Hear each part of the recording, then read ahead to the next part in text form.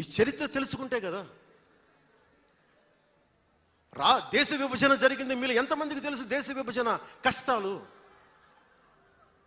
మీరు సినిమాలు అరుస్తారు, అక్కడ తాగిపోయారు మీరు. నేను అక్కడ తాగలా. నేను అమితాబ్కి ఫ్యాన్ని,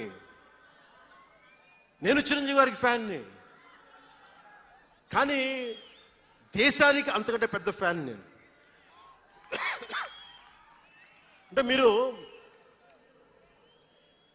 మనందరికీ బాబాసాహెబ్ అంబేద్కర్ గారి గురించి తెలుసు. First law minister of Bharat. ఎక్కడికి వెళ్ళినా ఆయనకి 100 అడుగులో, తెలంగాణకి వెళ్ళినా ఆంధ్రాకి వెళ్ళినా 100 అడుగులు ఇంకా పైన విగ్రహం పెట్టి మనం ఆరాధిస్తాం. మీకు ఎవరికైనా తెలుసా? అంటే సనాతన ధర్మాన్ని తిడతా ఉంటారు. మీకు ఎవరికైనా తెలుసా? పాకిస్తాన్ ఫస్ట్ లా మినిస్టర్ దళిత కమ్యూనిటీకి చెందిన జోగేంద్రనాథ్ మండల్.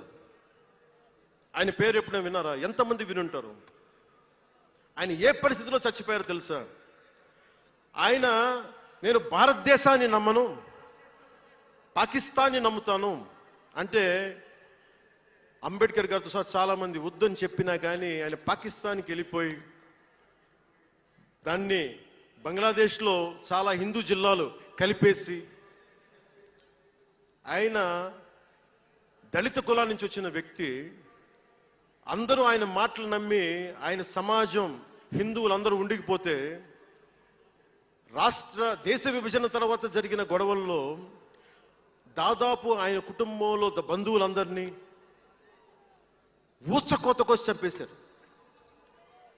పాకిస్తాన్ లా మినిస్టర్గా వెళ్ళిన వ్యక్తి భారతదేశానికి తిరిగి కాందీసుకుడుగా వచ్చి చనిపోయారు ఆయన. అంటే ఏం చెప్తున్నది ఇది? 10-12% ఉండే హిందువులు పాకిస్తాన్లో, 10-12% ఉండే హిందువులు ఉండే పాకిస్తాన్లో, బలూచిస్తాన్లో అంతమంది ఉండే హిందువులు ఈ రోజున 1%-2% పడిపోయారు. బంగ్లాదేశ్ గొడవల నుంచి హిందువులు పారిపోతున్నారు. మన దేశంలో అలా జరిగిందా? ఎంత మర్యాద ఇస్తాం ఇస్లాంకి? నా దగ్గర ఉండే వ్యక్తులను అడగండి, ఇస్లాం పాటించే నా దగ్గర ఉండే నా సన్నిహితులను అడగండి. ఇది పవన్ కళ్యాణ్ గొప్పతనం కాదు, సనాతన ధర్మం నాకు నేర్పింది ఇది. నువ్వు రాముణ్ణి ఆరాధించు, అల్లాని గౌరవించు, అల్లాని ద్వేషించమని మాకు సనాతన ధర్మం చెప్పలా. ఇది చెప్పాలి, అర్థం చేసుకోవాలి. ఈ సూడో సెక్యులరిస్టులు, కుహానా సెక్యులర్ వాదులు. నేను ఒకసారి వైజాగ్లో 19లో ఒక సీనియర్ నాయకులను అడిగాను. నేనేమడిగానంటే, secularism, what is the true meaning of secularism అని. అలా మాట వచ్చి నేనేమడిగానంటే, మీరు ఒక హిందువు తప్పు చేస్తే ఖండించండి, ఒక ముస్లిం పట్ల ద్రోహం చేస్తే ఖండించండి, శిక్షించండి. అలాగే ఒక ముస్లిం ఒక హిందువుల్ని ద్వేషించినా దాడి చేసినా శిక్షించండి. ఇద్దరికి శిక్ష ఒకటే. అలా కాకుండా వీళ్ళనంటే ఓట్లు పోతాయి, వీళ్ళంటే ఓట్లు పోవని ఓట్లు రాజకీయం చేస్తేనే కదా ఈ రోజున ఇంత హైందవం భగవాన్ ఎందుకు ఉందంటే దీనివల్లే. Because of pseudo secularists. ఈ రోజున ఇది జరుగుతుందంటే because of you pseudo secularists, because of you. మీరే కనుక secularism, if you would applied in the true spirit, there would have no need for the changes what are there today. మీరు చేశారు తప్పులు. ఆ రోజు నేను అడిగా, ఓల్డ్ సిటీలో, పాత బస్తీ హైదరాబాద్లో మీరు 15 నిమిషాలు మీరు కళ్ళు మూసుకోండి